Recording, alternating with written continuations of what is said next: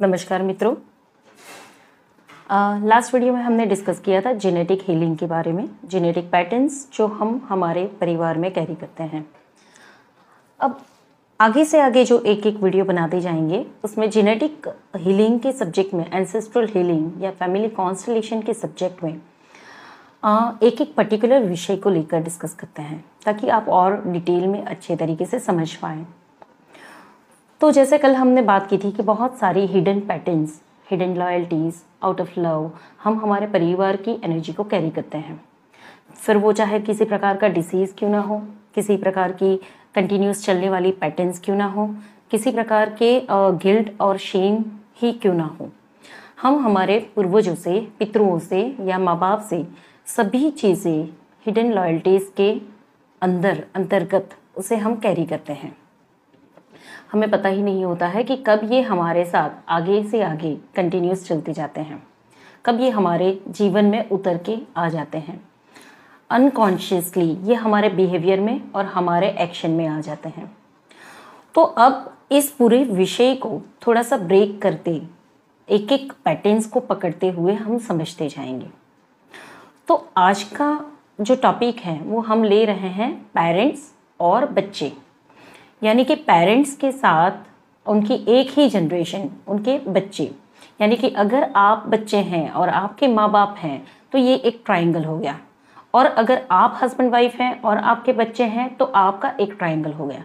तो किसी भी एक ट्रायंगल को पकड़ना है, यानी कि जहाँ पे अपने बच्चे आए और पेरेंट्स आए। अगर आप बच्चे हैं तो आप अपने पेरेंट्स के साथ के ट्रायंगल को पकड़ लीजिए, और अगर आप पेरेंट्स हैं और आपकी जनरेशन है नेक्स्ट तो आप अपने बच्चों के साथ के ट्रायंगल को पकड़ लीजिए। तो यहाँ से एक पैटर्न को हम समझते हैं। अब सबसे पहली जो जनरेशन है, यानी कि अगर आप बच्चे हैं या आपके बच्चे हैं तो आपके पेरेंट्स हैं, और आप पेरेंट्स हैं तो आपके बच्चे हैं। ये एक ट्रायंगल हो गया। अब इस पैटर्न को समझें तो जब आप पेरेंट्स हैं और आपके बच्चे हैं तो आपके परिवार में जो आप आगे पास ऑन कर रहे हैं, कैरी फॉरवर्ड जो कर रहे हैं, वो अननोइंगली, अनवांटेडली क्या कर रहे हैं, इन चीज़ों को देखना है। अगर आप किसी गिल्ट का शिकार हैं, आप किसी अब्यूज़ का शिकार हैं, या आपके जीवन में किसी प्रकार की सैडनेस है, या आपके जीवन में किसी प्रकार की फाइनेंशियल लॉस की स्थिति है, या पॉवर्टी आप फील करते हैं, या कुछ भी, किसी भी प्रकार के ब्लॉकेजेस, चाहे आपके अपने माँ बाप के साथ के हों, आपके अपने भाई बहन के साथ के हों, हस्बैंड वाइफ के अपने बीच में हो, चाहे आपकी अपनी खुद की माँ के साथ के हों, किसी भी प्रकार के ब्लॉकेजेस, किसी भी प्रकार के अवरोध या किसी भी प्रकार की बाधाएं कहीं ना कहीं पे अननोइंगली, अनवांटेडली आप अपने बच्चों को पास ऑन कर लेते हैं। या अगर आप बच्चे हैं तो अननोइंगली, अनवांटेडली आप अपने पेरेंट्स से आपकी जनरेशन में ले आते हैं, यानी कि आपके जीवन में उन चीज़ों को आप ले आते हैं। अब ये क्या होता है, कैसे होता है, थोड़ा सा इसे समझते हैं।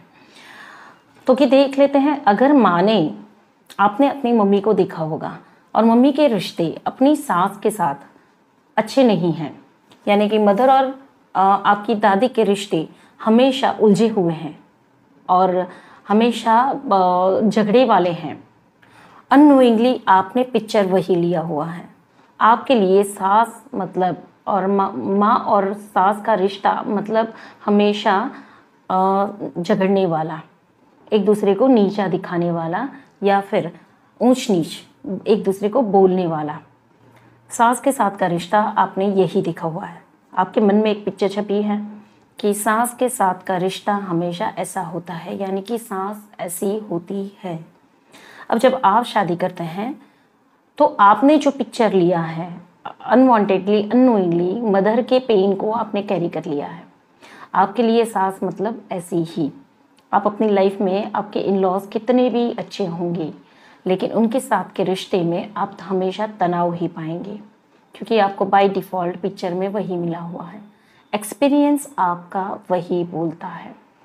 तो किस प्रकार से आप अपनी नेक्स्ट जनरेशन में आने वाले संबंधों को, या अपने जीवन में आने वाले संबंधों को यहाँ पे मैनिफेस्ट कर लेते हैं या कैरी फॉरवर्ड कर लेते हैं। अब आपने हमेशा, अब अगर माँ बाप को लड़ते झगड़ते हुए देखा है तो बच्चा कई बार या तो फादर से ज़्यादा अटैच होता है या फिर मदर से ज़्यादा अटैच होता है। और जब उस समय में आपने अगर अपने माता पिता को लड़ते झगड़ते हुए देखा है, या फादर को मदर के साथ ज़्यादा स्ट्रांगली बिहेव करते हुए देखा है, या फिर फादर को मम्मी के ऊपर हाथ उठाते हुए देखा है, आपके लिए मेल फिगर क्या हो गया, कैसा हो गया? और आप सेम उसी प्रकार का स्पाउस अट्रैक्ट करेंगे, उसी प्रकार का हस्बैंड जिसके रिश्ते आपके माँ बाप के जैसे ही हों। यानी कि आपके रिश्तों में हिडन लॉयल्टीज ये होती है कि जहाँ से आपको जो मिला, जो देखा, वही आप अपने जीवन में ले आएंगे। अब आपके लिए मेल फिगर यानी कि हस्बैंड कैसा होगा? जैसे आपके पापा हैं। अननोइंगली आपने मदर का पेन कैरी कर लिया। अब मदर का जो पेन है वो आपने जब अपने ब्लड में, अपनी लाइफ में उसे अडेप्ट कर लिया है, तो आपको उसी सफरिंग से गुजरना पड़ेगा जब तक आप इन पैटर्न्स को कॉन्शियसली ब्रेक ना करें। रिश्ते हमेशा सुलझे हुए होते हैं, या अच्छे होते हैं, या सुकून देने वाले होते हैं, रिस्पेक्ट वाले होते हैं। ऐसा पिक्चर आपको कभी नहीं मिला है। और अगर आपने जीवन में ऐसा पिक्चर देखा है जहाँ पे हस्बैंड वाइफ एक दूसरे की रिस्पेक्ट करते हैं, जहाँ पे बहुत प्रेम है, बहुत आदर सम्मान है, तो बाय डिफ़ॉल्ट आप उन अच्छी चीज़ों को भी अपने जीवन में अट्रैक्ट कर लेंगे। अगर फादर को फाइनेंशियली स्ट्रगल करते हुए देखा है, तो अननोइंगली, अनवांटेडली आपने फादर के स्ट्रगल को, फादर के जो फाइनेंशियल क्राइसिस हैं उसको अपने स्वभाव में कैरी कर लिया है। अब आप जब अपना जीवन जनरेट करेंगे, आपके लिए पैसे का रिश्ता, पैसे के मायने उसी प्रकार के हो गए जैसी स्ट्रगल आपने फादर की देखी है, या जैसी परिस्थितियाँ आपने बचपन में अनुभव की हैं। आप उसी संघर्ष को अननोइंगली, अनवांटेडली आपकी लाइफ में कैरी फॉरवर्ड करेंगे। तो ये चीज़ें कैसे होती हैं? यानी कि जिस परिस्थिति में हम ज़्यादा रहते हैं, जिस पिक्चर को हम बार बार देखते हैं, जिस परिस्थिति को हम ज़्यादा अटैचमेंट देते हैं या लेते हैं, उस परिस्थिति से अटैच हो जाते हैं, या माँ के पेन को कैरी करते हैं, या फादर की प्रॉब्लम्स को हम अटैच होके रिसीव करते हैं, वही चीज़ें हम हमारी लाइफ में कैरी फॉरवर्ड कर लेते हैं। यानी कि हमारी लाइफ अब ऐसे ही हम जनरेट करते हैं। इसके अलावा हम देखेंगे जैसे हमारे भाई बहनों के बीच में कई बार बचपन में कुछ अनुभव ऐसे होते हैं कि जहाँ पे हमें ऐसा फील होता है कि हमारे भाई को या हमारी बहन को हमसे ज़्यादा रिस्पॉन्स मिला, उनको अटेंशन ज़्यादा मिला, हमें कम मिला, या लोगों ने हमें ज़्यादा स्वीकार नहीं किया, या हमारे परिवार में हमें रिजेक्शन मिला। ये सारी चीज़ें भी क्यों, कब और कैसे होती हैं? तो कि जब हम बच्चे होते हैं, बच्चे के रूप में जब हमारा ग्रोथ होता है, तो हम हमारे इमोशंस को लेकर भी आए हैं, और ये इमोशंस मदर और फादर के इमोशंस से भी मैच करते हैं। और उस समय पे मदर अपने कौन से स्टेट में चल रहे हैं, क्या वो पेनफुल स्टेट में है, क्या वो हैप्पी स्टेट में है, आपके बर्थ के समय, आपके ग्रोथ के समय, आपको बड़ा करते समय क्या वो एक दूसरे के साथ प्रेम से जी रहे हैं। तीनों बच्चों के समय माँ बाप की परिस्थितियाँ अलग अलग हो सकती हैं, चाहे माँ बाप के 3 बच्चे हो, चाहे 4 बच्चे हो, चाहे 6 बच्चे हो, हर समय माँ बाप की परिस्थितियों में फ़र्क होता है। तो जब जिस बच्चे का जन्म हो रहा है, उसका बॉर्न एंड ब्रॉट अप हो रहा है, माँ बाप के स्वभाव में, माँ बाप की परिस्थितियों में भी फ़र्क होता है, और उसी प्रकार से बच्चों के अनुभव भी होते हैं। इवन सिबलिंग लाइन में, यानी कि आपके भाई बहनों में अगर समझ लीजिए किसी प्रकार का कोई अर्ली डेथ हो, या अबॉर्शन हो, या मिसकैरेज हो, जैसे हम यहाँ पे एग्जाम्पल के थ्रू देखते हैं, किसी पेरेंट्स के 3 बच्चे हैं, यानी कि आप 3 भाई बहन हैं, लेकिन किसी कारण से माँ बाप ने 2 से 3 अबॉर्शन किए हैं, तो एक्चुअली उस माँ बाप के बच्चे हो गए 6। उन 3 बच्चों को एक्नॉलेजमेंट नहीं मिल रही है, और आप 3 ही बच्चे यहाँ पर जगह पाते हैं। अब इसके ऑर्डर को अगर समझें तो पहला बच्चा अबॉर्टेड चाइल्ड है, सेकंड बच्चा अलाइव है, थर्ड फिर से अबॉर्टेड चाइल्ड है, फोर्थ अलाइव है, फिफ्थ अलाइव है, और सिक्स्थ अबॉर्टेड चाइल्ड है। इस प्रकार से अगर किसी माँ बाप के 6 बच्चे हो गए, ऑर्डर कोई भी हो सकता है कि पहला बच्चा अलाइव हो, दूसरा अबॉर्टेड हो, तीसरा अबॉर्टेड हो, चौथा अलाइव हो, पांचवा अलाइव हो, छठा अबॉर्टेड हो, कैसे भी ऑर्डर हो सकता है। लेकिन माँ बाप हमेशा क्या गिनते हैं कि मेरे 3 बच्चे, देखने जाए तो इनके 6 बच्चे हुए, लेकिन एक्नॉलेजमेंट सिर्फ 3 बच्चों को मिल रही है, यानी कि जो जिंदा 3 बच्चे हैं उन्हीं को मिल रही है। अब लॉ एंड ऑर्डर क्या कहता है कि पहला बच्चा जिस स्थान पे होना चाहिए उसी स्थान पे होना चाहिए, चाहे वो जिंदा हो या नहीं हो, चाहे वो इस दुनिया में आया हो या नहीं आया हो। दूसरा बच्चा जिस स्थान पे होना चाहिए उसी स्थान पे होना चाहिए। तीसरे का जो स्थान है वही होना चाहिए, चौथे का, पांचवे का, छठे का, जिसका स्थान जहाँ पे होना चाहिए वहीं पे होना चाहिए। अब यह बच्चा जिंदा है या नहीं है इससे कोई मैटर नहीं करता है, लेकिन उसका जो ऑर्डर है, उसका जो स्थान है, उसका जो नंबर है, वह बच्चा उसी नंबर पे होना चाहिए। अब जनरली होता क्या है, जब पहला बच्चा अबॉर्शन या अबॉर्टेड मिसकैरेज या अर्ली डेथ का शिकार होता है और दूसरा बच्चा जिंदा होता है, तो वो दूसरा बच्चा पहले नंबर के स्थान पे चला जाता है, क्योंकि माँ बाप या सभी कोई इसी प्रकार से गिनते हैं कि हमारे 3 बच्चे, यानी कि जो दूसरे नंबर का बच्चा है वो पहले नंबर पे चला गया, दूसरे वाला जो तीसरे वाला है वो दूसरे पे चला गया, और जो चौथे वाला है वो तीसरे पे। इस प्रकार से सबके नंबर्स, सबके स्थान अदल बदल हो जाते हैं। इससे क्या होता है तो कि एंसेस्ट्रल लाइन में, पेरेंटल लाइन में जिसका स्थान, जिसकी जगह जहाँ पे है, वह उसी का भाग्य कैरी करता है। अब आप अपनी जगह से अगर जो अबॉर्टेड या मिसकैरेज या अर्ली डेथ वाले चाइल्ड की जगह को ले लेंगे तो आप उसके दुर्भाग्य को, तो उसकी लाइन को तो कैरी कर ही रहे हो, आप अपने को भी कैरी कर रहे हो, यानी कि आप अपना भाग्य लेके चल ही रहे हो, उसका भी ले रहे हो। आपके जीवन में जो हार्डशिप है कई बार ये प्लेसमेंट चेंज होने से आती है। तो सबसे पहले तो ये जो 3 मिसिंग चाइल्ड है, अबॉर्टेड चाइल्ड है, हमारे हर एक परिवार के व्यक्तियों में देखेंगे, समाज के व्यक्तियों में देखेंगे, या हर एक फैमिली सिस्टम में अगर देखेंगे तो कहीं ना कहीं पे ऐसे अबॉर्शन या मिसकैरेज होते ही हैं, और जिनको एक्नॉलेज नहीं किया होता है, जिनको स्थान नहीं दिया गया होता है, और इस वजह से बाकी के जो बच्चे हैं वो कहीं ना कहीं पे हार्डशिप फेस करते हैं। इनके जीवन में इतनी ट्रबल, इतनी प्रॉब्लम्स आती हैं कि इन्हें समझ में नहीं आता है कि क्यों इतनी हार्डशिप ये फेस कर रहे हैं, इनके जीवन में इतनी प्रॉब्लम्स क्यों हैं, क्यों ये गुस्सा हैं, क्यों ये दुखी हैं, क्या तकलीफ है इनको, क्यों ये लाइट जीवन को अनुभव नहीं कर पाते हैं, इनकी लाइफ में इतनी हैवीनेस क्यों है। इसका रीज़न है जो बच्चा यहाँ से चला गया, जिन्होंने अपना स्थान यहाँ पे आपके परिवार में आपके माँ बाप के ज़रिए रिजर्व कर लिया था। माँ बाप ने अपनी परिस्थितियों की वजह से या अपनी कन्वीनियंस की वजह से उनको यहाँ से रिजेक्ट कर दिया। अब वो जगह खाली पड़ गई। जो सोल तैयार हो चुके थे इस परिवार में आने के लिए, जो सोल यहाँ पे अपना रिजर्वेशन कर चुके थे, वो अपनी लाइफ को यहाँ पे जनरेट करना चाहते थे, उनकी डेस्टिनी थी, वो सोल यहाँ से एग्जिट कर गए। अब एक तरफ तो माँ बाप ने ये जो अबॉर्शन किया है, या तो उसका गिल्ट माँ बाप भी कैरी कर रहे हैं, और इसके बाद आने वाला जो बच्चा है वह भी इस खाली जगह को मिस कर रहा है। यानी कि सिबलिंग ऑर्डर में सोल का एक दूसरे के साथ कमिटमेंट या टाई अप होता है कि हम एक दूसरे के भाई या बहन बनकर आएंगे। हम सबकी ये कार्मिक पैटर्न्स हैं। तो कहीं ना कहीं पे सेकंड नंबर वाला ब्रदर या सिस्टर, वो फर्स्ट जो अबॉर्टेड चाइल्ड है या मिसकैरेज हुआ चाइल्ड है, अगर मिसकैरेज हुआ है तो मदर यहाँ पे सैडनेस कैरी करेगी, और सेकंड वाला बच्चा भी उस जो मिसकैरेज हुए चाइल्ड को मिस करेगा, वो उसे दुख से याद करेगा। और अगर अबॉर्टेड चाइल्ड है तो सेकंड नंबर वाला बच्चा गुस्से से रिप्रेजेंट करेगा, वो एंगर शो करेगा, मतलब किसी न किसी रूप में वह अपने सिबलिंग को मिस करता है, याद करता है और उसके लिए तड़पता है। लेकिन ये बाहर से दिखाई देने वाली चीज़ें नहीं हैं। बाहर से किसी को इन सब चीज़ों का पता नहीं चलता है कि हो क्या रहा है।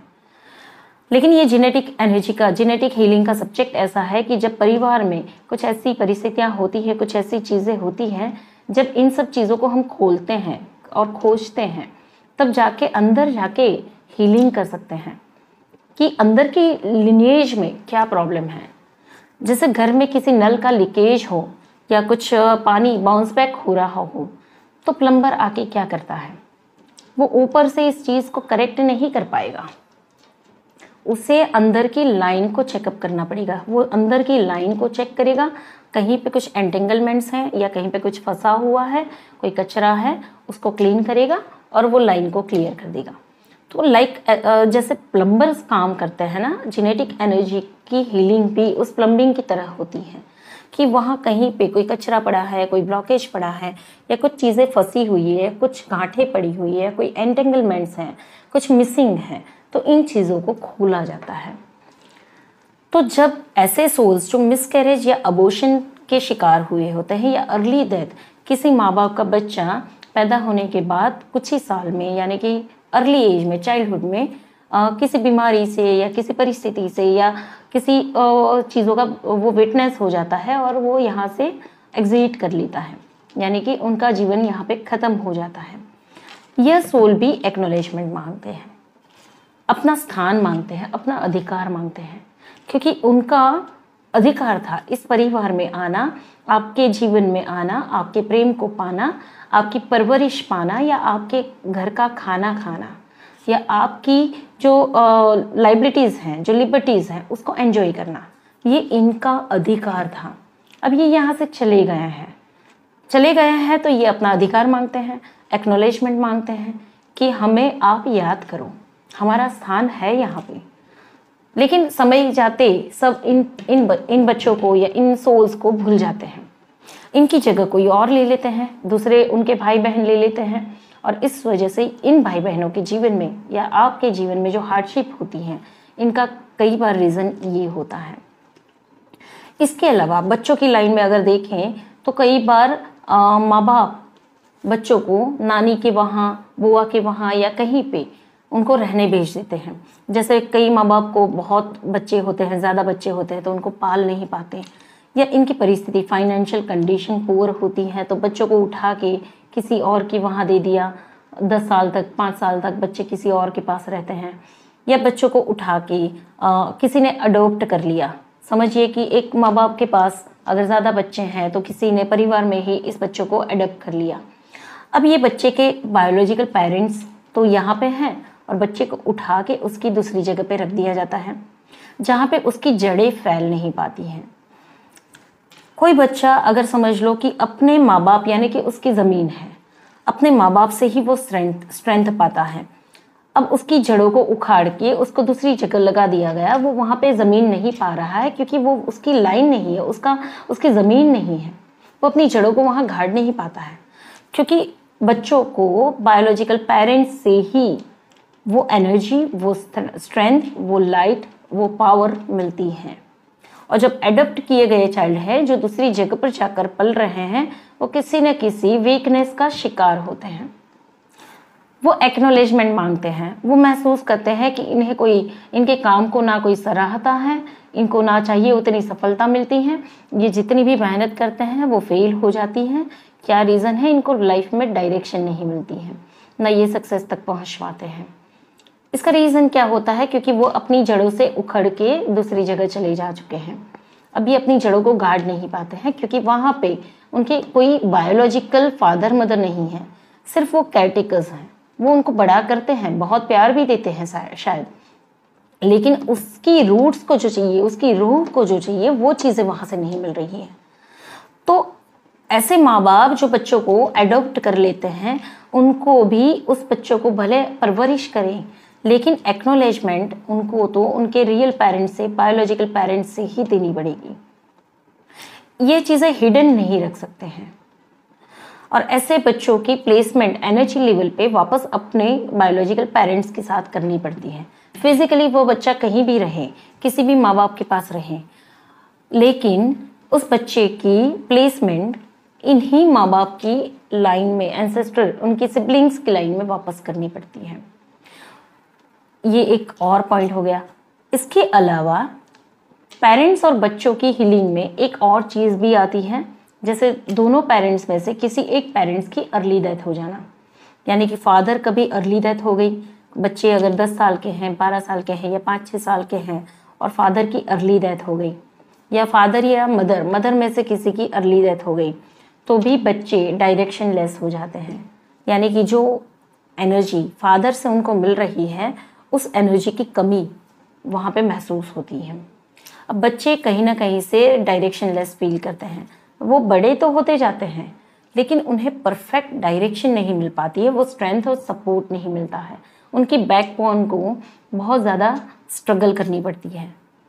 इसी प्रकार से अगर मदर को लॉस कर दिया हो तो इमोशनली वुंड्स वो कैरी करते हैं बच्चे। जो स्ट्रेंथ बच्चों को माँ से चाहिए, अगर उनकी माँ वहाँ पे नहीं है, अर्ली डेथ हो चुकी है, तो वह बच्चे एनर्जी लेवल पे मदर को मिस करते हैं। उनको वो सक्सेस की एनर्जी उनसे नहीं मिलती है जब तक कि उनको एनर्जी लेवल से कनेक्ट ना कराया जाए। एनर्जी लेवल से जब कनेक्ट हो जाते हैं, मदर की प्लेसमेंट वहीं पे वापस समझ जाते। क्या होता है कि जैसे मदर की डेथ हो गई, मदर की प्लेस वहाँ से खाली हो जाती है और वहाँ पे हो सकता है कि फादर दूसरी शादी कर लेते हैं, या फिर वहाँ पे कोई नहीं भी आता है तो भी वो जगह खाली होते होते डिसअपियर होनी शुरू हो जाती है। समय चलते हम याद तो करते हैं, गुजरे हुए लोगों को याद करते हैं, लेकिन उनसे एनर्जेटिकली कनेक्ट नहीं होते हैं। और जब एनर्जेटिकली कनेक्ट नहीं होते हैं तो उनकी जो लॉस्ट एनर्जी है वो हमारे अंदर लॉस ही क्रिएट करती है। हर बार हमें एम्प्टीनेस फील होती है। यह एम्प्टीनेस कितना भी हम खाएंगे, कितना भी हम अपने ऊपर खर्च करेंगे, कितना भी हम आगे से आगे बढ़ जाएंगे या प्रॉपर्टी या प्रॉस्पेरिटी हम अचीव कर लेंगे, फिर भी एक प्रकार की एम्प्टीनेस हमारे जीवन में बनी रहती है। बहुत से लोगों को देखा हुआ है कि उनके जीवन में बहुत सब कुछ होने के बावजूद एक प्रकार की एम्प्टीनेस होती है। ये एम्प्टीनेस कहीं ना कहीं पे एनर्जी लॉस दिखाती है। कुछ ऐसा वुंड या वॉइड क्रिएट हो चुका है जो कितना भी उसमें भरो लेकिन वो खाली ही फील होता है। तो इस प्रकार से किसी पेरेंट्स की अर्ली डेथ होती है तो भी missing energy next generation feel करती है। यानी कि बच्चे किसी न किसी रूप में एम्प्टीनेस को या डायरेक्शंस को लॉस्ट फील करते हैं। इसके अलावा फादर की या मदर की अर्ली डेथ हो तो ये लव्ड वन हो गए, बच्चे के ये पेरेंट्स लव्ड वंस हो गए। अब परिवार में से, सिस्टम में से एक व्यक्ति उस सिस्टम से एग्जिट कर लेता है।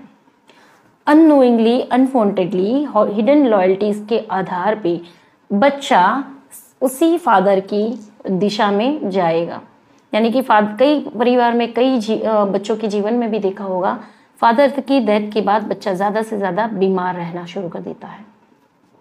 मदर की डेथ के बाद अगर बेटी हो या बेटा हो जो ज़्यादा अटैच होगा, शायद वो बीमार रहना या उसके ग्रोथ को कम करना शुरू कर देगा। क्योंकि जो लॉस है, जो परिवार में एक एनर्जी एग्जिट कर ली है, उस स्क्वायर में से वो एनर्जी बाहर चली गई है, तो परिवार का कोई एक सदस्य उसके पीछे जाने की कोशिश करेगा। अनवांटेडली, अननोइंगली, वह हिडन लॉयल्टी के आधार पे। यह हिडन लॉयल्टी क्या है? तो कि हमारी जीन्स में ये लॉयल्टी परिवार के अंदर चलती है। हम ऊपर से कितना भी लड़ ले झगड़ ले, लेकिन परिवार के अंदर ये एक लाइन सी चलती है जो हिडन लॉयल्टीज होती है, छुपी हुई एक प्रकार की ऐसी भावना जो परिवार से हमें बांधे रखती हैं। अब जब फादर उस स्क्वायर से बाहर निकल जाते हैं तो बच्चे आउट ऑफ लव उस हिडन लॉयल्टी के आधार पे फादर की पीछे पीछे उनके डायरेक्शन में चलना शुरू कर देते हैं। यानी कि फादर की डेथ हो गई, बच्चा अपने प्रोग्रेस को बंद कर देगा, पढ़ाई लिखाई बंद कर देगा। बाहर से ऐसे नहीं दिखेगा, बाहर से ऐसा दिखेगा कि वो कितनी पढ़ने की कोशिश कर रहा है लेकिन वो पढ़ नहीं पा रहा है। वो कितना ही काम या मेहनत करने की कोशिश कर रहा है, उसको रिजल्ट नहीं मिल रहा है, और वो स्पॉइल होता होता होता होता एक समय ऐसा आ जाएगा कि वह खुद भी उस सिस्टम से बाहर निकलने की कोशिश करेगा। तो एक परिस्थितियाँ कुछ ऐसी भी होती हैं। इसके अलावा और देखें तो जितने भी अबॉर्शन या मिसकैरेज हुए होते हैं, वह बच्चे वापस कहीं ना कहीं से आप ही के परिवार में आने की कोशिश करते हैं। और शुरुआत में जब अबॉर्शंस हुए होते हैं, वो बच्चे आगे चल के मिसकैरेज का शिकार बनते जाते हैं। अब आप अबॉर्ट नहीं कर रहे हो लेकिन आपका मिसकैरेज हो जा रहा है, या फिर आपके नेक्स्ट जनरेशन, आपके बच्चे, आपके बेटी बेटा, उनके जीवन में कुछ ऐसी एनर्जीज आ जा रही है, उनके मिसकैरेजेस हो रहे हैं। ये क्यों हो रहा है? तो कि जो बच्चे आपके लिनिएज में, आपकी जनरेशन में, आगे की जनरेशन में आए जहाँ से आपने उनको अबॉर्ट कर लिया, तो वही बच्चे वापस आपकी परिवार की लाइन में आएंगे आपके बच्चों के रूप में। कहीं ना कहीं पे उनका हिस्सा आपके जीवन में है, तो वो आएंगे ज़रूर, लेकिन अब वो सर्वाइव नहीं कर पाते हैं। अब उनके साथ ऐसा हो रहा है कि उनको जीवन तो जीना है, आना तो है, लेकिन वो फिजिकली एग्जिस्ट नहीं कर पाते हैं। तो वो मिसकैरेज हो जाता है, वो गिर जाते हैं, वो डेवलप नहीं हो पाते हैं, या कुछ समय डेवलप होने के बाद वो दम तोड़ देते हैं। कुछ ऐसे किस्से आते हैं। और समझ लीजिए अगर ये जिंदा हो भी गए बच्चे, इन्होंने बर्थ पा भी लिया, इनका जन्म हो भी गया, तो ये मेंटल डिसऑर्डर को कैरी करेंगे। यानी कि ये बच्चे या तो ऑटिस्टिक चाइल्ड के रूप में आएंगे, या किसी प्रकार की मेंटल डिसऑर्डर या स्किज़ोफ्रेनिया, जो एक समय जाते ऐसे बच्चों में आती है। लेकिन स्किज़ोफ्रेनिया यानी कि हाईली मिसकैरेज या अबॉर्शन, स्किज़ोफ्रेनिया हमेशा मर्डर एनर्जी को दिखाता है। ऑटिस्टिक चाइल्ड्स हमेशा मर्डर एनर्जी को दिखाते हैं, और ये मर्डर मतलब अबॉर्शंस भी वन काइंड ऑफ मर्डर है। किसी प्रकार से किसी सोल की हत्या कर देना। वो इस जीवन में आना चाहते हैं, लेकिन आपने कन्वीनियंसी नहीं देखी, आपको नहीं लगता है कि आप ये रिस्पॉन्सिबिलिटी ले पाएंगे, और आप ऐसे एक्शन लेते हैं, और ये सोल यहाँ आने से पहले एग्जिट कर जाते हैं। ये आपकी किसी प्रकार की ऐसी वीकनेस का शिकार बनते हैं। अब ये आप ही के परिवार में या आप ही के जीवन में कहीं ना कहीं पे आगे आएंगे, और ये अपना गुस्सा शो करेंगे, ये अपना गुस्सा आपको बताएंगे। जितनी भी ऑटिस्टिक चाइल्ड हैं उनकी हिस्ट्रीज को अगर सर्च करें तो उनके परिवार में ऊपर से ऊपर अगर देखें, सेकंड जनरेशन, थर्ड जनरेशन, यानी वहाँ पे बहुत सारे मिसकैरेजेस और अबॉर्शंस होते हैं। उन्हीं के परिवार में ऑटिस्टिक बच्चे भी आते हैं। इसके अलावा बहुत से और भी लॉज हैं जो काम करते हैं, लेकिन आज हमने एक ट्रायंगल को देखा हुआ है कि जैसे पेरेंट्स और बच्चे, इन दोनों की कनेक्शंस में कितनी पॉसिबिलिटीज़ हो सकती हैं। तो इस प्रकार से हमने बहुत सारी पॉसिबिलिटीज़ को देखी कि जैसे अबॉर्शन हुआ है तो सेकंड चाइल्ड या थर्ड चाइल्ड जो प्लेसमेंट बदल देते हैं, उनके जीवन में क्या हो सकता है, सिबलिंग लाइन में क्या होता है। अगर उनको उठा के किसी और के घर में रख दिया या अडॉप्ट कर लिया किसी ने, एडॉप्शन के बाद वो बच्चे के साथ क्या होता है, पेरेंट्स की अर्ली डेथ होती है तो बच्चों का ग्रोथ क्या होता है, और इस प्रकार से बहुत सारी और पैटर्न्स भी होती हैं। लेकिन जो जानने जैसी पैटर्न्स हैं, जिसे देखकर, समझकर, सुनकर हील किया जा सकता है, वो इतनी है। बहुत आसानी से इन चीज़ों को हम सॉल्व कर सकते हैं अगर हम चाहें तो। और यहाँ पे एक मैसेज भी आपको कन्वे करना चाहेंगे, कभी भी अबॉर्शंस मत कराइए, कभी भी मत कराइए। ये एक इतना घिनौना क्राइम है, इतना भयंकर क्राइम है कि इससे छूटते छूटते शायद हमें और जन्म लग जाएंगे, और एक समय ऐसा आएगा कि आप तड़पेंगे कि हमें बच्चे चाहिए और क्यों नहीं हो रहे हैं। आपको पता ही नहीं होगा कि क्यों नहीं हो रहे हैं। इस जीवन में शायद समझ लीजिए कि आपको ज़रूरत नहीं है, आपको बच्चे हो चुके हैं। आपकी नेक्स्ट जनरेशन को तो ज़रूरत है, नेक्स्ट टू नेक्स्ट जनरेशन को तो ज़रूरत पड़ेगी। और जब ये सफ़र करेंगे उस समय आप सोचेंगे कि हमारे बच्चों में क्या प्रॉब्लम्स हैं, हमारे बच्चों के साथ क्यों ऐसा हो रहा है, उनकी तकदीर क्यों ऐसी हो रही है। कहीं ना कहीं पे हम हमारी थर्ड या फोर्थ जनरेशन यानी कि ग्रैंड पेरेंट्स की एनर्जीज़ को, उनकी पैटर्न्स को ही यंगर जनरेशन में कैरी करते हैं। हमारे जीवन में, मेरे जीवन में अगर आज कोई तकलीफ आ रही है तो ये कहीं ना कहीं पे मेरे पूर्वजों की जो प्रॉब्लम्स हैं, उन्होंने जो अनरिजॉल्व रखी हैं, उन समस्याओं को लेकर मैं यहाँ पर आई हूँ। यानी कि ये परिवार में आगे से आगे ये एनर्जीज उतरती जाती है, बढ़ती जाती है। ऐसा हो नहीं सकता है कि आप कुछ करें और उसकी भुगतान आपके जीवन में ना आए। आज आपने कुछ किया है तो यहाँ से चौथी जनरेशन में आप वापस इनकारनेट होंगे, और यहाँ का कर्म आप चौथी जनरेशन में वापस भुगतेंगे, फेस करेंगे, फील करेंगे। कहीं ना कहीं पे एक जीवन ऐसा इनकारनेट करेंगे जहाँ पे तड़पेंगे हम कि हमें बच्चे क्यों नहीं हो रहे, हमें बच्चे चाहिए। और वहाँ से आपका ध्यान वापस यहाँ पे ले जाया जाएगा कि आप देखें कि आपके पूर्वजों ने क्या किया हुआ है। अब ये पूर्वज है कौन, हम में से ही कुछ हैं, हम ही लोग हैं। ये पूर्वज है कौन? बिना किसी कारण के किसी के कर्मों को तो हम भुगतते नहीं हैं। ये सिवाय हमारे कर्म हमारे जीवन में कुछ आता नहीं है। तो ये हमारे पूर्वज है कौन? हम ही लोगों में से इनकारनेट होते होते होते होते हम नेक्स्ट टू नेक्स्ट जनरेशन में आते जाते हैं। तो सोच समझ के जीवन को आगे बढ़ाना है, सोच समझ के रिश्तों में दरारें डालनी है, रिश्तों को जितना हो सके हमें हील करना है, दरारों को भरना है, ब्लॉकेजेस को क्लियर करना है, लव एनर्जी को पास करना है, ताकि नेक्स्ट जनरेशन भी बहुत प्रेम से एक दूसरे के साथ जी पाए, वह अपने फ्रूट्स को एंजॉय कर पाए, ना कि आपके कर्मों को वो भुगते। क्योंकि ये तो ancestral patterns continuous carry forward होती हैं, अननोइंगली अनवांटेडली होती हैं, और हम ही आगे से आगे इन चीज़ों को भुगतते आते हैं। अगर आज हमने अच्छे कर्म जनरेट किए हैं तो आने वाली जनरेशन हमारे अच्छे कर्मों को फील तो करेगी, वो भुगतेगी, उनको एंजॉय भी करेगी, और यहाँ से और आगे जब हम इनकारनेट होंगे तो आज के किए गए हमारे कर्म हमें वापस मिलेंगे। अगर अच्छे कर्म होंगे तो अच्छे ही मिलेंगे। लेकिन यहाँ पे हमने अगर कुछ ऐसा किया हुआ है जो रिजॉल्व नहीं हुआ है, जिसका पश्चाताप नहीं हुआ है, जिसे हमने क्लीन नहीं किया है, वही चीज़ हम आगे वापस पाएंगे। और उस समय हम सोचेंगे कि न जाने क्या हो रहा है, क्यों हो रहा है, इस जीवन में तो हमने कुछ भी नहीं किया, फिर भी ईश्वर हमारे साथ ऐसा क्यों करते हैं? ईश्वर नहीं करते हैं, हम ही करते हैं, हम ही करते हैं। तो सबसे रिक्वेस्ट है, अगर आप यंगर जनरेशन हैं, फ्यूचर में आप पेरेंट्स बन रहे हैं या बनना चाहते हैं या बनेंगे, हमेशा याद रखिए, abortion is a murder. Abortion is only a murder.